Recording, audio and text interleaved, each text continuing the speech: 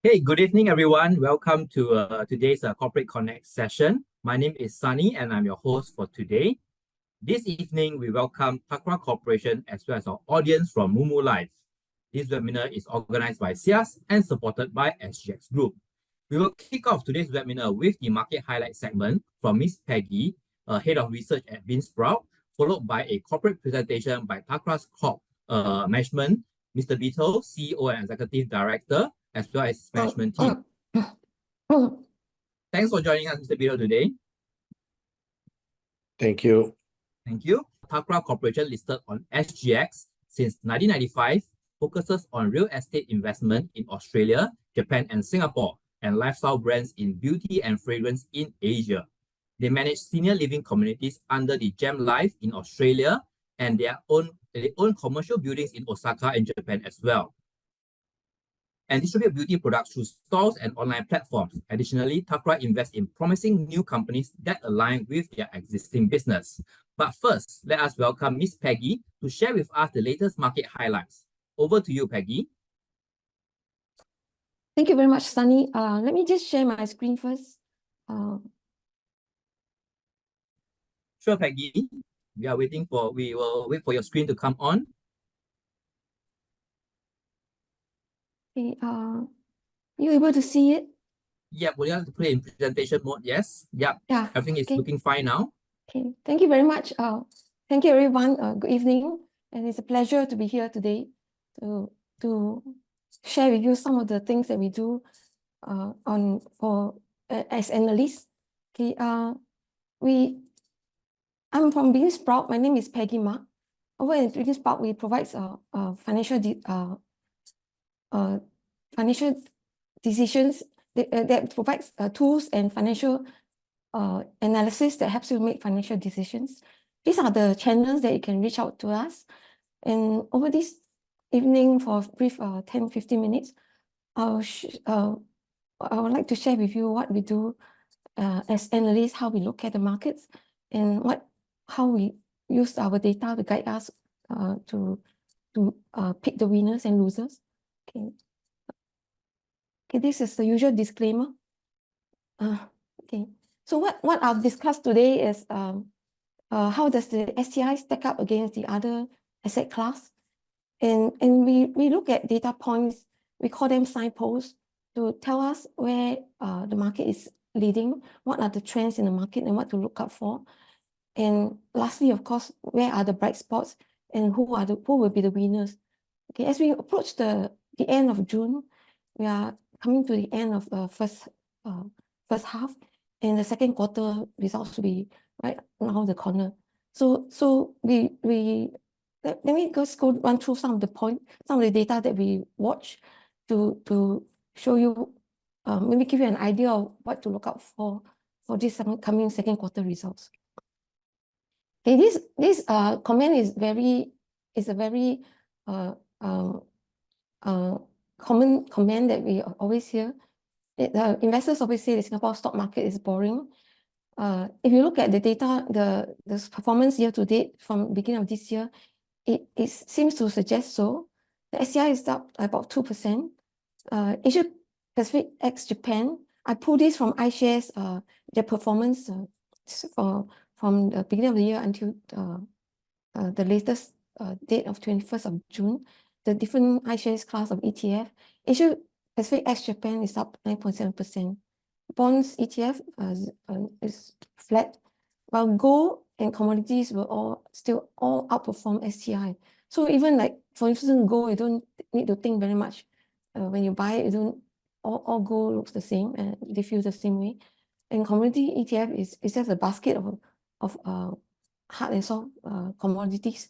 So really it seems so hard to make some money from Singapore's market.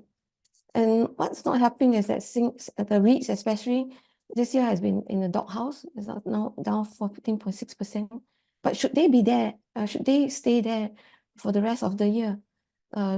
Maybe we can look through the data to decide. So hopefully after this session, I can show you that Singapore market is not boring. And then when Mr. Inderbethal comes on to talk about his company Thakral, you find that he has a very, very unique, innovative business model that will change your idea of the entire Singapore stock market. Okay, let me move on. Okay, so let's go by, I'm going to just touch and go on each sector. So why I first flashed the energy price, because our Keppel and the Sembcorp industries are both generating about 60 to 70% of the income from energy sales. Okay, so this is the uniform Singapore energy price. We only have the data up to March. This is the price released by Energy Market Authority. It shows what the corporates, the average Singapore market is paying for the energy cost. It's down nearly about 30% year on year. But if you look at the blue line here, it's actually heading upwards. Okay, for the second quarter, April to June, we think it could also be rising up higher because Sembcorp has 2 months of maintenance work at their major maintenance at the plant. So Sembcorp industry will have to buy the energy from somewhere to fuel it. So even the EMA has a temporary price control measures coming through. We still think that this blue line is probably going to head up for the second quarter. For it benefits, of course, those who had to, Sembcorp has to buy their energy from to sell it on sale to the customer. So you can think of your the other energy players. Okay, so energy is also in the long term a trend to watch as the data centers is becoming more and more prominent with the AI consuming more and more power. So energy players would likely going to benefit from this uptrend, and that explains why the EMA has just recently called for 2 tenders for 2 new power plants coming out in 2027, 28. Well, till then, maybe we could have an overcapacity situation, but now till then, we see that the energy demand for energy will still remain strong. Okay, next I move on to the shipyards and the ship owners. If you're wondering why Yangzijiang ship has gone up by more than 50% from the beginning of this year until now, this explains partly the reason. Yangzijiang owns some vessels that price the container routes, and this Shanghai Containerized Freight Index has just been climbing after the Red Sea conflict, and that means that the vessels now have to travel another 11 days more to get around the Cape of Good Hope. So there's longer shipping time. So the shippers are charging more, and manufacturers who look at the ship schedule, the freight schedule, and start to panic whether they could the customers will have enough stock when the ship arrive. They could be doubling, and the customer could be ordering more just to make sure that they have enough inventory when they arrive. So that also caused the freight rates to rise. So all in, this is going to be benefiting for, if you look at the chart from this chart here, the second quarter looks like a very good quarter for the shipyards and the ship owners. But how long this will last, this Red Sea conflict will, how long it will last, whether we have suddenly we have a resolution between Israel and Gaza, we don't know. But if things were to change overnight, maybe there will be a reversal of the situation. So this is also something to think about when investing in this sector. Okay. The next one, I move on to the tech sector. Okay, I pull up this data to look at. This is that semicon equipment sales. You probably ask me why look at equipment sales? Why not the chips itself? Mainly because the Singapore tech companies, if you think about the Singapore tech players, they mainly support the equipment makers. So if we look at the quarter-on-quarter numbers here, the sales is decline in first quarter overall, but the decline trend seems to be easing. And the year-on-year decline right now is smaller than the whole of FY23. Probably want to draw your attention to the blue bar here. you can see the China's share of this equipment sales. It's actually used to be from less than 4 billion. It's now nearly 12 billion here, nearly less, just slightly less than half of total equipment sales. So China semicon makers are really working very hard to overcome the sanction or to try to beat it when the next sanction comes along, or if the election results fail to, turns out to be unfavorable. I'm talking about US elections here. Thank you. So this is the tech sector. And for the retail sales, coming back to Singapore, in the retail sales segment, we find that the retail sales is already on the decline. There was already easing off from second half of last year on a year-on-year basis, but from April this year, we are below, we are negative again. I think this is possibly due to the GST hike. We all rush to buy whatever you need to buy right before the GST increase, beginning of this year. And also, as the following charts will show you, we are getting more and more, our visitors' arrivals are slowing down also, and we're getting more budget conscious visitors coming to our country. So this will affect the retail malls. It's also maybe a little bit to think about the consumption, Singapore local consumption, like our luxury items, our supermarkets. So for tourist arrivals, we know the numbers are still like going by a double digit, but actually the growth is in the month of May. If we just look at just May 24 versus the May 2019 before pre-COVID, the total is down still down 13.8%. In China and India, we are still below that level in pre-COVID. We have more people from Indonesia and Vietnam, but even these numbers are not that encouraging. Why I pull out these two countries, or rather these 4 countries, because medical tourism is one. It's a very strong pull for this group of travelers. So we think that this could be a post-Systonomics event, a situation after March, the peak in March, the tourists are coming, lesser tourists are coming over, and the strong Sing dollar is really causing quite a bit of pain for them when they pay for their goods over here, and the lodging costs have also gone up. More importantly, in the subsequent charts, you also see that our healthcare costs have surged much higher. So this will is something to think about for our hospitality sector here, in Singapore market. So for just zooming in right into hotel RevPAR. RevPAR stands for revenue per available unit. So if the RevPAR chart here shows that on the left-hand side, the red line, it shows that it's actually already higher than the pre-COVID level in 2019. But our occupancy is below 2019's level. Okay, so the earnings upside seems to be quite limited if the tourist arrivals growth continue to ease further. So the airfares, okay, maybe you ask me, well, so what about how are the airlines doing? So these numbers come from SingStat. It has a separate segment just for airfares alone. They are correcting. If you look at the year-on-year, they are actually on a negative, on a decline year-on-year. Mainly because the airlines, there are more airlines restoring flights, bringing back their flights into the system. And also generally, in terms of number of seats, the budget carriers are taking up more market share. So their airfares are generally lower because they don't serve you the food. Yeah.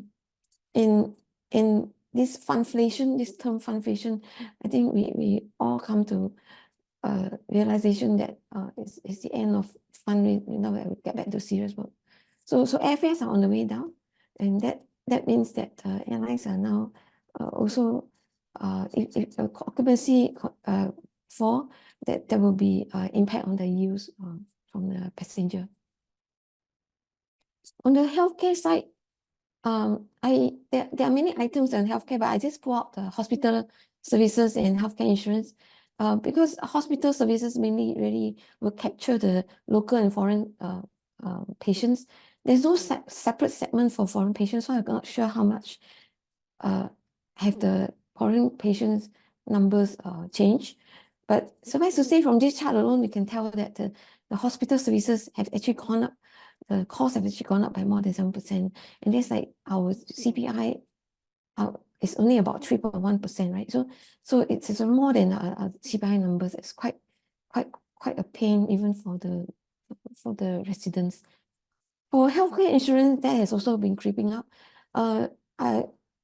This is number two we read because most of us actually, because we are very okay to spend to go to a private hospitals because there's an insurance that's paying for most of the bills. So now we need to co-share, but still it's because of the insurance that see more people running to the choosing private healthcare. So the government has actually rolled out these healthier SG initiatives. As we spoke to the healthcare providers out there, we think that nobody is really sure how this initiative will change the picture for the entire landscape for this healthcare industry.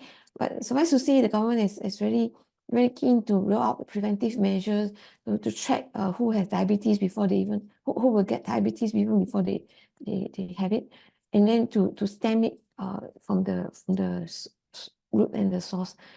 And then we'll probably introducing more use of generic drugs to try to slow the rise in medical costs. So the healthcare players, as you recall, during the COVID periods, they managed to generate a lot of income.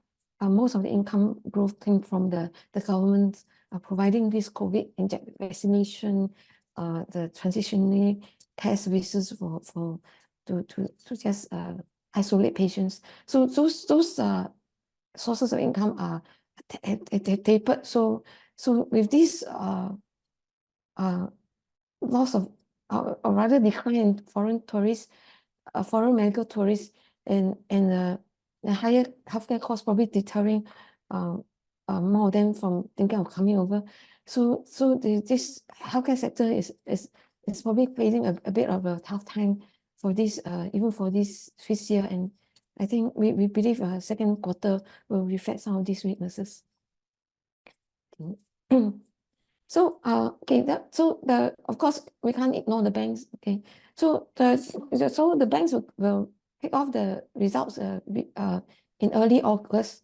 This is the first half results, and this is a glimpse on the first quarter numbers. They had done really well. In fact, DBS after the first quarter told us that FY24 they're going to grow the earnings and pay you at least a $2.16 dividend this year. So that is a very big stamp of confidence from DBS, and it's guarantee you a yield of 6% right now, above 6%. So in Singapore, really it's not boring. If you really don't really want to think very hard on where to put your money, the banks are the safest bet you can ever find, right? And then with the Basel IV rule, if they were to roll out, these local banks are actually going to be benefit even more from it because they are already doing more than the Basel IV rule. So they have even more room to improve on the ROE, and they probably also have more capacity to be able to pay out more dividends. So UOB and OCBC, they promised 50% of their 50% payout ratio. So if this year the higher for longer interest rates help to sustain the net interest margin for another few quarters, this will be able to also lift their dividend payout for FY24. So second quarter earnings, we remain very positive on the banks. Okay, that's so we can't ignore construction. Singapore, everywhere is construction now. If you can't, you see probably see more cranes than you see a bus driving through your bus stop. Okay, so Singapore is really in a big construction mode. We're rolling out a lot of HDB projects, and that explains why our construction awards that the BCA is projecting for this year is going to be a very robust year. But for the data point of view, we saw that for this year, the construction awards that have been dished out has actually been down year on year. If you look at the red line here, it seems to suggest that the infrastructure projects there's a slow rolling out of infrastructure projects as from the private sector. Of course, the private sector, we know the private property developers are slowing down in their launches to also to see how the mortgage rates will turn out for the rest of this year.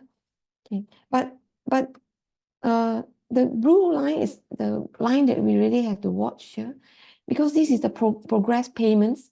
Progress payments means work has been done and the work has been performed, and the construction companies are now able to present them the bill for payment. So progress payment is still rising, like just on you look on the right hand side, just 18% year-on-year growth.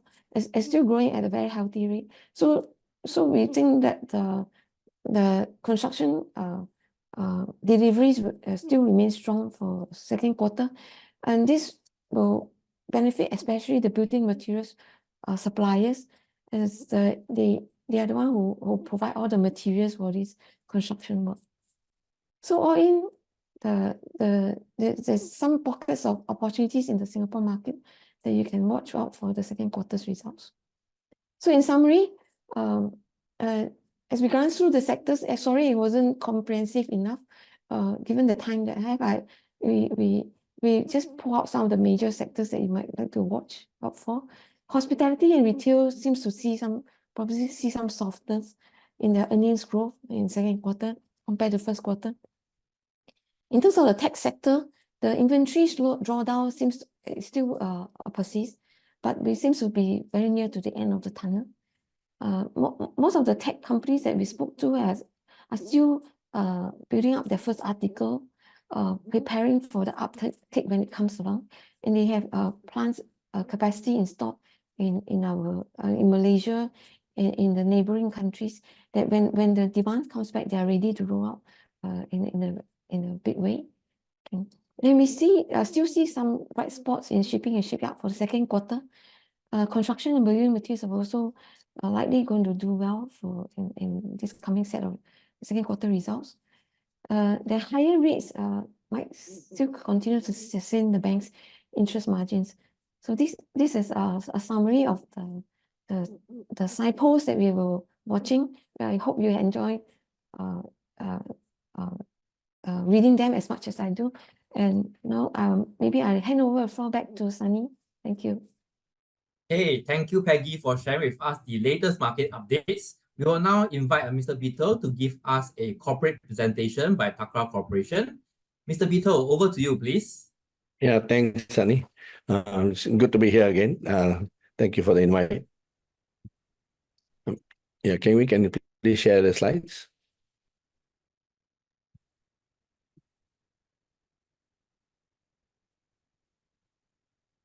Yeah. Let me start by walking you through Thakral and what we do. Basically, we've been listed since 1995. We've evolved the business into a much more steady position, a steady place that we can see a very clear road forward. We have basically, to understand us is actually pretty simple. We hear these comments sometimes coming, you are very diversified, but actually we are very simple. We have a dual growth drivers. Our star performer at this stage is our over 50s lifestyle resorts in Australia, where we've got a unique business model, and we'll walk you through that in the next few slides. where the demand outpaces supply. So we've got a steady pipeline of over 6,500. We'll come to that when we go to that. The next strong driver is our so-called lifestyle business, which is in the fragrance and so-called when the beauty and the fragrance business, and we are also in the drone in the drone business, right? Here we have geographically very steady. The beauty and the fragrance business, we concentrate on Hong Kong, China, and Macau. These are our three markets. The drone business is focused on South Asia. South Asia being India, we've got 7 territories: Bangladesh, Nepal, Bhutan, Sri Lanka, and including Maldives and Pakistan as well, within the South Asia territories, where we are exclusive distributors for DJI drones. What we have now positioned ourselves is we see steady growth in all the businesses that we are, and we consider them as a different each platform. So while we are building the businesses, we're also building a platform that we can grow and take off from. We'll talk to you on each of these businesses as we go forward. Can you move 2 slides forward? Yeah. On Gem Life, this is a unique model that is at the moment Australia has perfected this so-called over 50s living space, or even for the elder living space. They've sort of been at it for a long time, and with their aging population, they've perfected this particular sector very well compared to Asia. They've got a different group of people and different ideology of the living style, which suits them. And this is where we've sort of we went in 2016, partnered up with the police family. We currently so-called have a pipeline. Over the last 8 years, we've built up a pipeline of almost 6,500 homes in our pipeline. These are homes that we have acquired, or we have land that we have got contracts on, and we are undergoing development approvals as we progress forward. What we have as of December 31st is 1,449 of these homes occupied, with 9 out of 11 resorts, which have got people already living in it. Now we are almost into the end of June coming soon. These 11 resorts are almost all have people, except for the last one. 10 of them have already got people living in it, and the resorts all progressing well. The construction is progressing well going forward. Why is it unique? Because we have got two revenue streams here. One, as a developer, and we do our own development. We actually have our own teams doing the development. So we, as a developer, we manufacture these homes. So they call it manufactured housing estate. So I didn't say construct, but manufacture, because something is these homes are assembled together on the premises, one piece, one house at a time. As the buyers buy it, we then assemble them. We basically put it together for them, and we build a house for them, which they can live in. We'll show you some images to give you a feel of the quality of the build. Right. We then make this so-called one-off revenue, or you can say the developer's profit that we will any developer will make from the house. But here we are only selling the house that sits on the land. So the land actually continues to belong to Gem Life. So Gem Life owns all the common facilities, the clubhouse, including the roof where we put the solar panels. So we can create another business model, which we will also touch about as we go into the slides here. All right. This particular this space in Australia is known as the MHC, under the MHC Act, or they call it the Land Lease Community Model. This is where we are in. So on top of that, then we have a recurring weekly rental for the weekly site fee for the lease of the land. So each house owner, having bought the house, continues to pay us a weekly fee. we can call it management fee, like, you'll pay for your compound. But in this particular instance, we're giving them 5-star facilities to work with. And under the Australian Act, it's called a site fee. So we continue. As we have more houses being built out, the site fee continues to grow. So the site fee is, to the tune of $200, $230 a week. That's a weekly amount. The good part is because under this particular act, if the owner who buys this, an Australian who buys this house, has no other property, they qualify for government grants, and the government grants could be to the tune of almost $3,000+ a month, of which then they will pay us our 800-900 a month, and then we will be 200 something per week, but which totals about 800-900 a month. So making for them the payment becomes a very easy to pay, but makes our lease a perpetual lease, which as long as someone is owning that house, we will get paid, right? So that and this model is that's why we say it's quite unique. We've basically been in it now for 8 years. Our partners have been in it for almost 40 years now. So we've benefited jointly. We've built this community. Gem Life is today in this short period. Gem Life has become a very strong brand in Australia. Young brand, but very strong brand. Next slide, please. We mentioned to you earlier, we basically built about almost almost 371 homes last year in 2023, and we are basically well on our way to target to build 6,500. Our target is within the decade. We'll complete this, and then we will look at what do we do. We add more sites, etc. But for now, there's a lot of homes that we need to build, and as we build them out, the weekly revenue continues to grow for us, the recurring income. Not only that, what we saw is in the last 1 or 2 years, we've seen the housing prices generally, this is a global trend, increasing, slowly increasing, and in the last 1 year, actually quite sharply increasing as well. So some of our houses are also now priced above $1 million. When we started, it's only about 400,000, 450 to 500,000 was the price. Now we're also selling houses that are above $1 million. In fact, we locked in one particular house for a larger site, and we're also seeing demand shifting a little bit. People asking for larger homes. Our regular sizes are in the around 200 meters house size, but we're also getting inquiries for 300 over plus. So as we are building our new projects, we're adding on larger homes as well. And one of them, we actually locked in a 1.9 million plus value price tag on it. So that's also helping us to see a stronger base coming in over the coming years. So we are very excited about Gem Life. That's why we call it our star performer. Due to short of time, I'm not going to show you the video from our CEO, but you can go to our website and have a look at it. Very, very, very, very exciting videos. These are all real images, except for the center. The center image is a rendering on our clubhouse. That's a 7,000 square meter. So 77,000 square feet clubhouse coming up with the infinity pool on the rooftop, overseeing. This is in Gold Coast, Pimpama Gold Coast. So we call it Gem Life Gold Coast.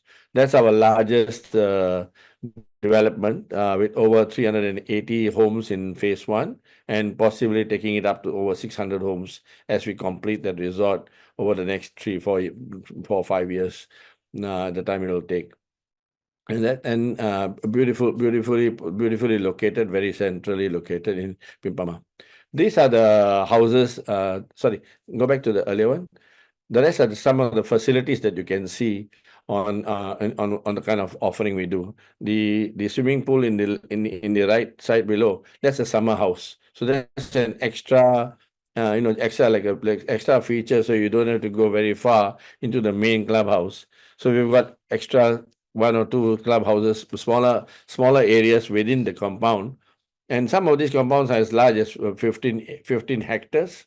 One of the ones we just signed is about 140 hectares in Brolga. We call it in Brolga Lakes, but you can again encourage you, please go to our website and have a look at it. So we have a very, very strong business model going forward.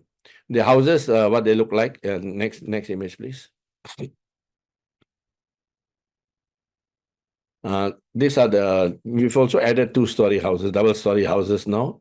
Earlier was all single-story. We've added double-story houses as well. Again, strong demand for them. And beautiful-looking houses, just to give a feel. I'll take you to Japan now, our portfolio in Japan. We've got 6 commercial office buildings in the center of Osaka, the heart of Osaka CBD. This is all within a so-called 5-6 kilometer from each other, and all within the core Japanese CBD in Osaka. We went in very early. Our first purchase was in 2014. Our investors have recorded because we co-invest with investors, so they've recorded double-digit growth on their money, and so have we benefited from that as well. So in fact, on the first portfolio, we're actually sitting at 4x of what we invested back in 2014. All right. These are each of them, they're almost all 100% occupied. The last one is also now above 90. The one bought in Umeda Pacific, which we bought in January 2020, just before COVID, when we had to redo our strategy. Instead of redeveloping it, we renovated it and filled it up back again. So that took us a little longer time, but doing very well. All the properties have seen good capital growth. The Japanese yen being at 160 makes the portfolio look so cheap in terms of Singapore dollars. It's like $600 a square foot, even less than that on average price. Just to give you a feel of what these properties, the location, the quality of the buildings, and the price makes it. Hopefully, we are hopeful for continued upside as the rentals keep moving upward. Occupancies across Japan relatively steady, about 3-4% vacancy rates, so not that large. Yeah. Let me take you to our next business. We have one hotel as well, so small hotel which we have put up for sale. Let me take you through on our beauty business. Here we've got again a very unique business model. We basically distribute for L'Oreal their fragrance products. All right. And in this fragrance product, we are distributing their niche brands such as Maison Margiela, Ralph Lauren, and we distribute it into our own boutique stores that we have in the major malls. We also distribute through Sephora, and in Hong Kong we also do the e-commerce. Hong Kong and Macau we also do the e-commerce for them, and we have in all the very selectively placed in the best malls of the city. All right, whether it's Macau, whether it's Hong Kong, whether it's Shanghai, or whether it's other cities in China. And then, apart from this, in 2018, we looked at what else can we do with our history in China. So we went into a joint venture with a company called Current Body. You can see on the rightmost side of your screen the e-commerce platform. So we went into a joint venture with Current Body, did a 50-50 joint venture with them, launched it. We signed the JV in 2018. By 2019, we had launched the site, and then we also developed. Current Body developed their own product line in their own brand name, which we helped to also use China market to distribute them, and we've successfully turned that business from a very small beginning into a reasonably sized business that we managed in last year, because we saw that there's a so-called a larger picture here to be seen, and to remove any potential conflict that may arise, we swapped our share, where we sold back our JV share 50% back to the Current Body, and took a placement of 10% of their parent share. So we are now a 10% shareholder in the e-commerce platform called Current Body in UK, and our members sit on the board of directors there as well. Thorsten's joining us as well later for the Q&A. If any questions, you can ask them. And then so that business, we've seen it while we did this swap, we locked in a profit of 3.1 million.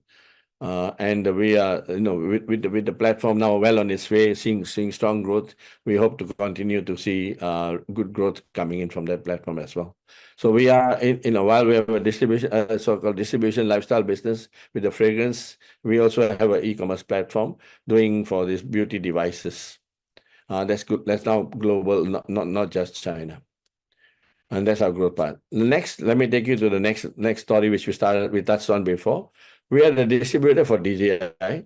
DJI is a Chinese company based out of Shenzhen. They have a 70% market share, global market share. In China, the market share is even larger. Now, they've given us the whole of South Asia to distribute for them. We've been doing it at this. We've been with them almost for 10 years now. Year on year, we continue to build growth and growth. We keep seeing this business. We were focused on the consumer side of the business, which is your normal wedding, videography, your social media, etc., all taking on.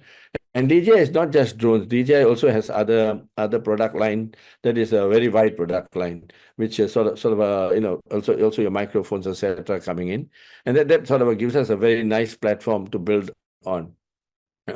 We've now entered into the enterprise drones and agriculture drones as well, which are more B2B businesses, which we are seeing. We envisage a very strong growth coming from those devices as we go forward. The growth of the governments are also seeing the value in each of these categories and changing some of the policies that will be required to basically see that the larger growth come through. For now, we are seeing steady growth. So maybe we can take you to the financials and talk about what our growth looks like.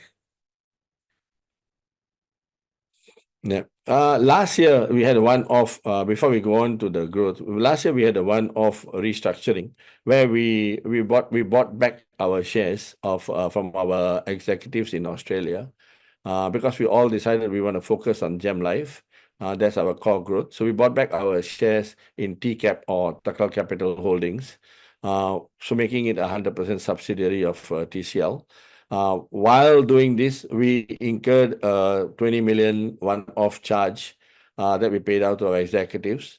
And this included a cancellation of options. This may look big, but the cost saving that the benefit of cost savings and the holding our direct stake in Gem Life far outweighed the cost that we had to pay out. So we now hold a direct stake of 31.7% in Gem Life. So we believe that this is a long-term beneficial for all parties. Right. So we sold our hotel in 2023. We sold our hotel, one of the hotel, locked in a profit of 1.7 million in August 2023. We are looking to sort of as our normal redeployment of capital.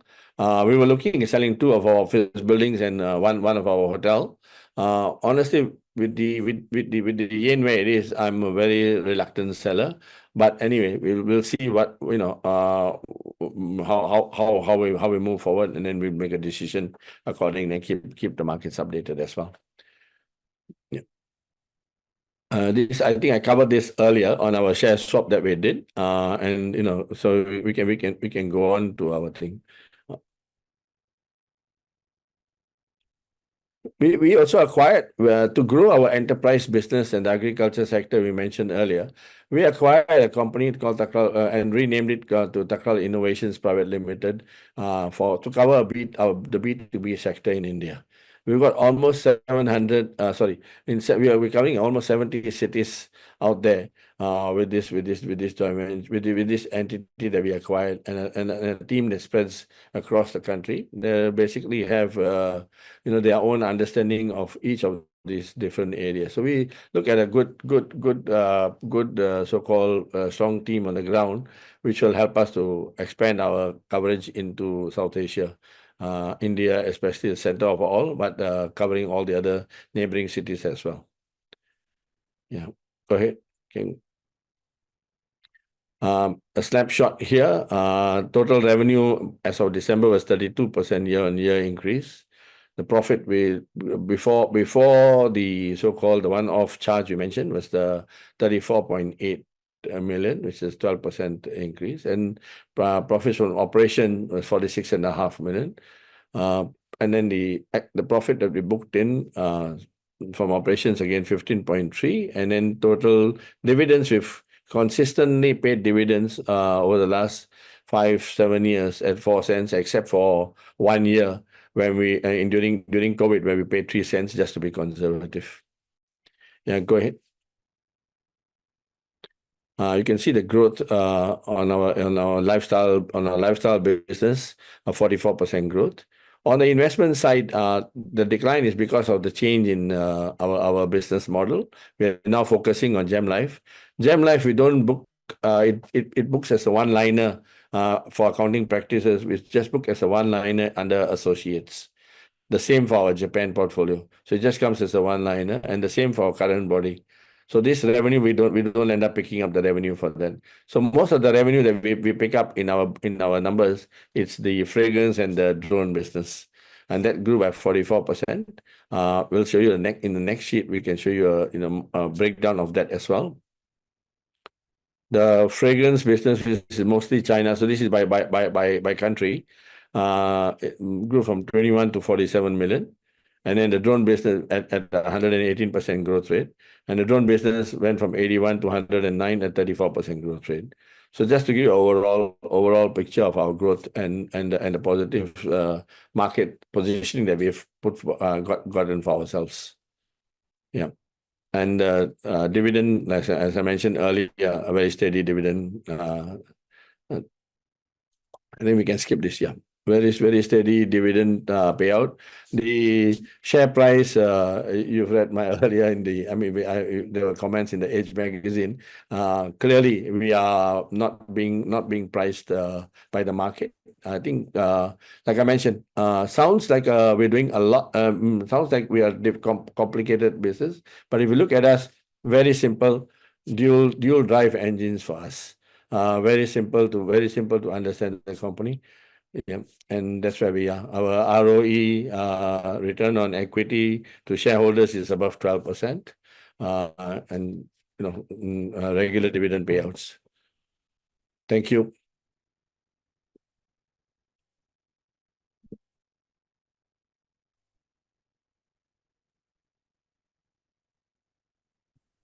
Thank you, Mr. Peter, for that insightful presentation. We will now move on to the Q&A segment. So please feel free to submit your question in the Q&A chat box. For our Moomoo audience, do click on the link to join us in Zoom and post your questions. We endeavor to answer as many questions as possible.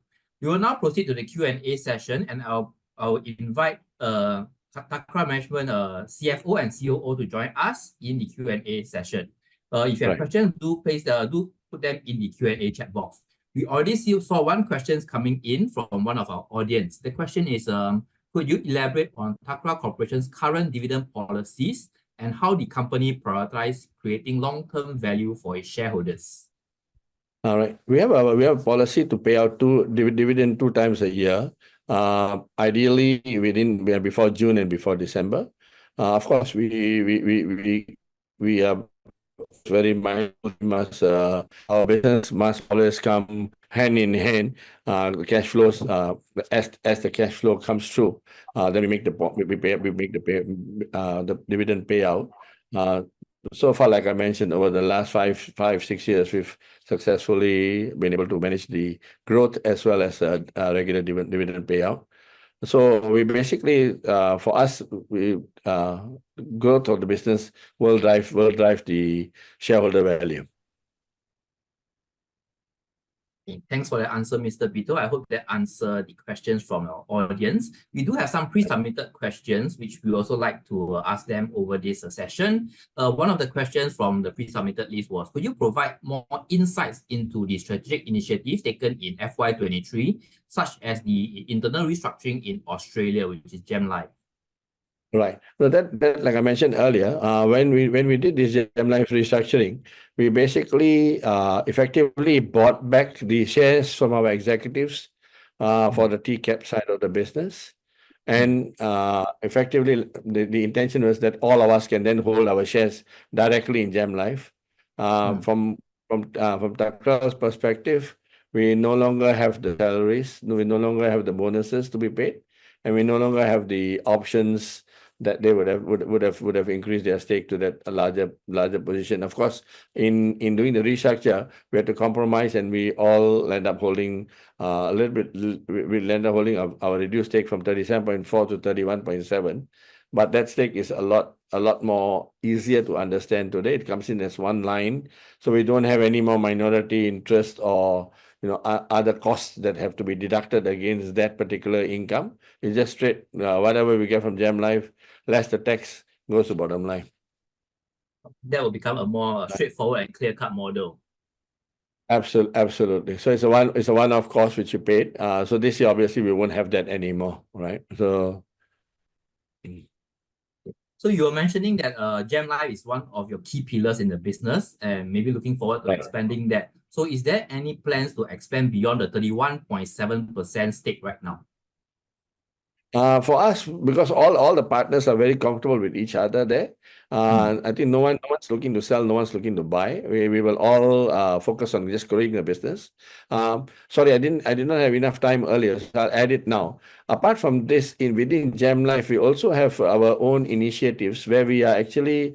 I think maybe you have another question, or we can add that. But anyway, I'll sort of pitch in now. We have our own using the solar farms, the solar roofs that we have on the panels on all the roofs.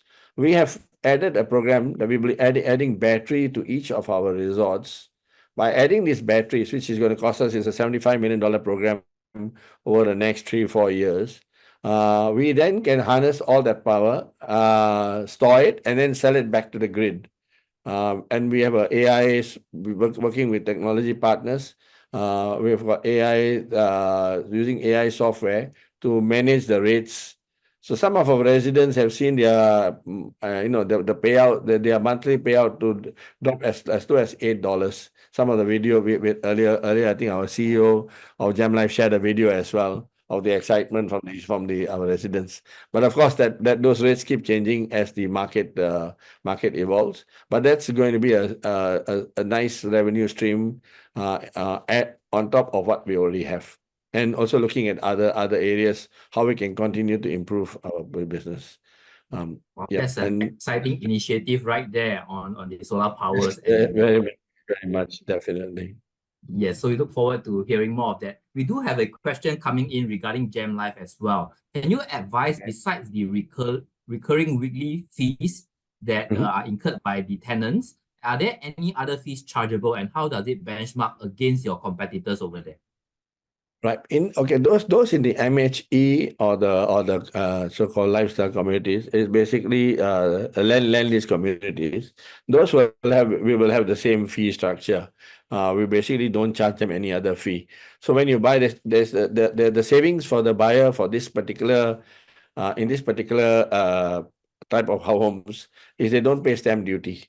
But there's no land being transferred, so there's no stamp duty payable by any of the parties. So that's a big saving for the party who's buying the house. All right. On top of that, there's no other fee. There's no deductibles at the end. Some of the other business models, the earlier business models, they have each year you have a 5% deductible, and you could go as much as 35% of the amount you're going to get will be deductible and paid back to the house or to the brand owner. In our case, we don't have all that. So all you will have is if and when you want to sell your house, you'll have to pay your brokerage fee. If Gem Life finds you the next buyer, I mean, we've got a 7,000 pipeline of interested parties looking for it, so we don't actually have to have a broker. But if a broker is involved, they will keep the fee. If the broker is not involved, Gem Life will keep that brokerage fee for that. That's another added revenue stream as well. Yeah, looks like a very affordable housing for retirement plan. I'm also interested to join that 7,000 list right there that you have right now. When you see the clubhouse and the facilities that we provide, then you remove the word affordable. You say, oh my God, this is a 5-star resort. Exactly, it's the luxurious housing from the images that you share. at an but we look affordable forward if price. we Yes. can, we can arrange a trip, a research trip to visit the developments over there, and then we can provide more insights to our Yes. viewers as well. Should Okay. be interesting. Yeah. Yeah. So the next questions coming in is from an analyst attendee. Can you advise or from Zen Lim on the revenue slide? It shows that the lifestyle revenue constitute 94%. So is the company pivoting away from a developer company? Okay, like I mentioned earlier, clearly when we do 371 homes last year, there's a lot of revenue there. But because of accounting standards, we don't accounting standards don't get us to book the revenue into our Thakral's so-called results, our results. So we will only pick up the net profit from Gem Life being booked here. The revenue that we have on our rental income in Japan, also we don't pick up that as well. And the revenue in current body also we don't pick up. So we only pick up the net position as the associates of the company. So we have by so-called the Thakral Capital, which used to do some developments and so-called funding developers. That had a active business model, but we saw the risk versus the reward. The profile changed as we moved, and Gem Life offered us a much more longer term, a much more solid platform to work from. So we sort of pivoted and switched to Gem Life. So that associate so-called accounting practices is what's causing this revenue shift there. So we basically, most of our revenue will come from the lifestyle business only. The rest will be profits directly booked in the company. Understand. Okay. As a one-liner in associates. Hope that answers. Sorry for the longer. Yeah. That do answer the question. So you have to look at the Gem Life's financial to look at their revenue growth, because that's just as a one-liner in Thakral's Corp financial statement. Right. Okay, so let's move to the next question. Given Gem Life model is the way forward, is the team looking to buy more pieces of land in Australia, I believe? What are the difficulties that you face, and how will shareholders be updated on this? Right. We've got like I mentioned, we've got a pipeline, a very we made those decisions in 2020 to 2022, where we accumulated land, taking us to about 6,500 homes. So actually, we saw the market. Our team there read the market very, very accurately. So they basically we preempted and invested in the land bank that we already have. Now the process is to get get them ready for development approval, etc., which takes time in Australia. That the whole process and basically completing that. So our land bank, so-called land that we require for our targets, our immediate targets, we've already acquired it. So there are no plans to go out there and look for new land. Unless something neighboring to our own plots comes by, then of course we keep picking those up.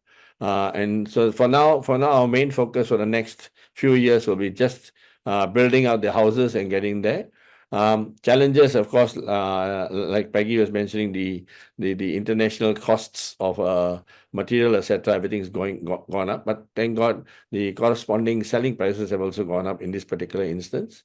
So that's also worked out well for us. If it rains a lot, as it did in one of the months, then we see lesser construction activity going on. But then we sort of pick it up in the next quarter, and so that's an ongoing so-called business model that we will continue to see. Overall, growth well on track. Okay, yes. So talking about land bank, I saw in your slide that you are targeting to build 6,500 homes, and now we are about 4,005. So how long do we expect to reach that 6,005 numbers? Okay, the conservative answer is a decade, but obviously we will try to finish it earlier. Okay, so that is actually a long-term plan over there already, fully developed 6,500 homes. Last year we did about 371. So this year we were looking at more like crossing the 400 kind of number. So that's what our so-called what we've mentioned earlier as well. So that will bring us to closer to 2,000 homes next year. Yeah, by the end of this year. That's great news. Okay, the next question is we have what is the percentage of I got that on. That'll be like 1850 homes. Sorry.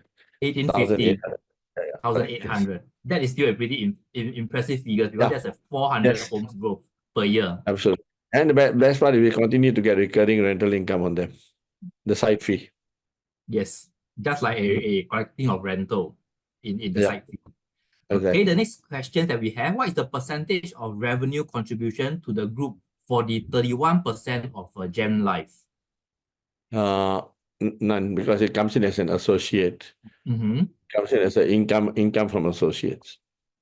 Okay, so we got to we've locked, so that's net off the cost, just the net income coming from the associate.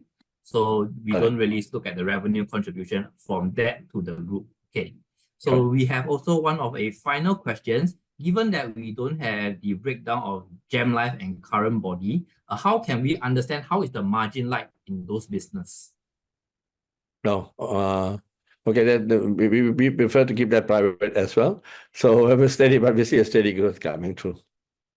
Okay, Ken, no worries. Would you like to comment a bit on the acquisition of Thakral Innovation as well? How does that contribute to the growth and performance of Thakral Corp? Right. Okay. We like I mentioned with our entrance for our drone business and our accessories business in India, we're looking to expand into the so-called B2B sector with enterprise and agriculture drones. And not only India, the neighboring cities as well. So this team in Thakral Innovation was already doing. They have about 90,000 installations for your ATM for the ATM machines and providing aftercare to them as well. All right. Let me just pull out my data here so I get it right. We have basically the team there is 76. We are covering engineers in 76 towns, small towns as well. All right, across quite a big widespread across in India, in over 130 employees in 7 offices. All right, so there's a sizable team which we acquired, which now gives us the ability to provide after service for our DJI products as we expand the market, and not only that, also to cover the B2B business. B2B business means dealing with whether it's farms or whether with government agencies, etc., to do the coverage for that. Okay, so that's another of the key business segment in Thakral Corp growing. A very strong long-term growth potential area, which we have not yet started to see the proper so-called numbers flowing through. It takes time to build these businesses. Any chance that we can distribute DJI products to more countries or more regions? Yeah, we always keep looking for it, but it's it's a well distributed product. No one who has it wants to give it up. So when it does come up, we always ask for it. Okay, thanks, Mr. Beetle, for all this insightful sharing and your answers to help us understand Thakral Corp business model better. Thank you for the insightful sharing. We hope that everyone on this Corporate Connect session find the information useful and informative. If you have any questions, feel free to email the company on their website, thakralcorp.com. There's an IR segment over there where you can find out more information or get in touch with the IR. In case you missed any part of today's session, you can rewatch the webinar on SIAS Facebook and YouTube channel. Corporate Connect is our monthly webinar. Do visit our website and to get updates on the upcoming investors education program and initiative. You may type in the chat box to let us know which listed company you would like us to feature next. And I would like to thank Mr. Beetle and his team for joining us today, as well as everyone on the on Mumu Live, as well as our audience. Thank you for joining us this evening, and take care and have a good rest and a good evening. Thank you so much. Thank you, you, Mr. Beetle. Thank everyone. you. Thanks.